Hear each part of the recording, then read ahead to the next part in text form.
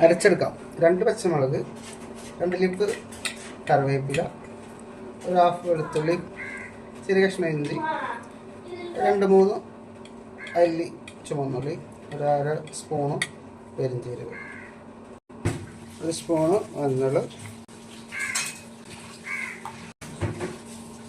ഒരു 4 സ്പൂണ് നല്ല മുളക് പൊടി, 1 സ്പൂൺ കുരുമുളക് പൊടി, പാകത്തിന് ഉപ്പ്, 1/2 ടേബിൾ സ്പൂൺ, 1 ടേബിൾ സ്പൂണ് വിനാഗിരി. ഇത് നന്നായിട്ട് അരച്ചെടുക്കാം.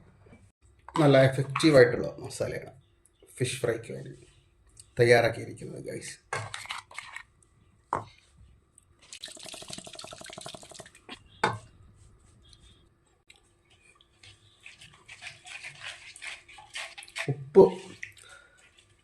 ഉപ്പ് പാകത്തിനായോ എന്ന് നോക്കി കുറവുണ്ടെങ്കിൽ ചേർത്ത് കൊടുക്കുക.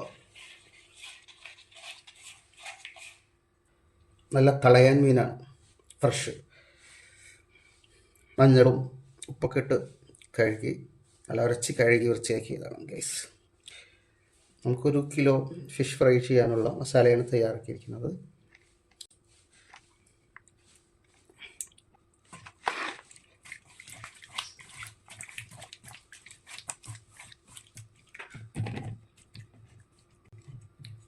മസാല പിടിക്കാൻ വേണ്ടി ഫ്രിഡ്ജിൽ നമുക്ക് അരമണിക്കൂർ വെക്കാം.